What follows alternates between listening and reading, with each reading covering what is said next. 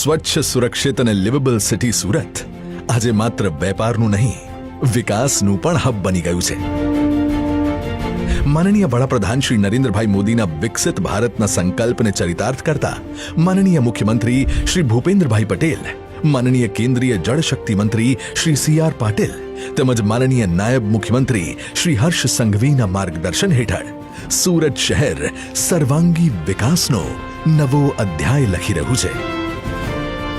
સુરત મહાનગરપાલિકા દ્વારા કંડારાયેલ વિકાસનો આ રોડમેપ શહેરના દરેક વિસ્તારમાં માળખાકીય સુવિધાઓ જેવી કે શિક્ષણ, આરોગ્ય, પાણી અને ડ્રેનેજ, માર્ગ, પબ્લિક ટ્રાન્સપોર્ટેશન અને પર્યાવરણ જેવા અનેક કામો થકી ગતિમાન બન્યો છે.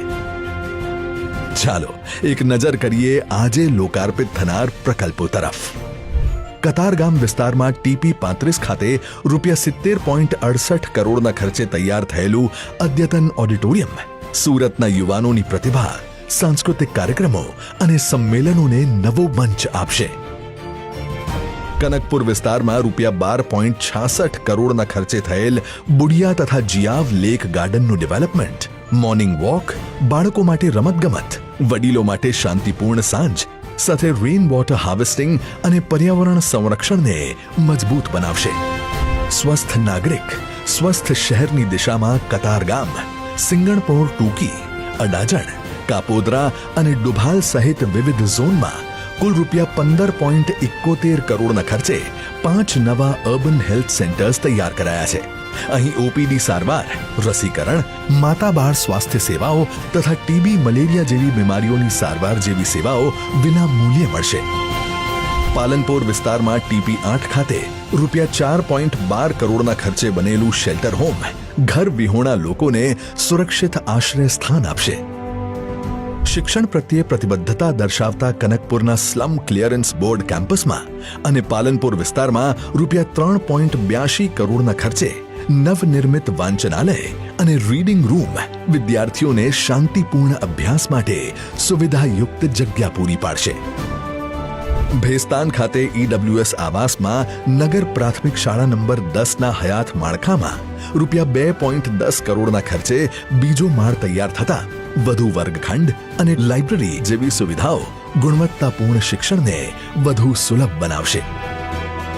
₹1.03 કરોડના ખર્ચે પાલ RTO થી ઈચ્છાપોર 4 રસ્તા સુધી નવો BRTS કોરિડોર અને ભૂલકા વિહાર સ્કૂલ પાસે પોર્ટેબલ BRTS બસ શેલ્ટર બનાવાયું છે, જેમાં બેઠક વ્યવસ્થા, રેમ્પ અને ચાઇલ્ડ ફીડિંગ રૂમ જેવી સુવિધાઓ તૈયાર કરાઈ છે.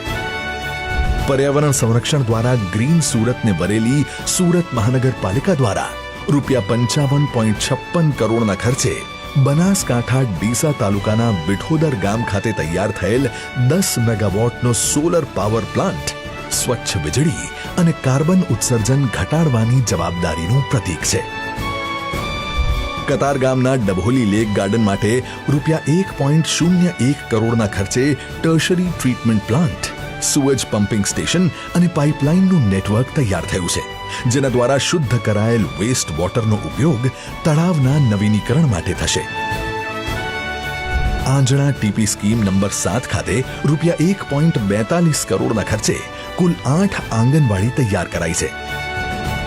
કતારગામના ટૂંકી TP24 ખાતે ₹5.67 કરોડના ખર્ચે બનેલા ઢોર ડબ્બા ફેઝ 2માં ABC સેન્ટર અને ડોગ શેડ્સ તૈયાર કરવામાં આવ્યા છે.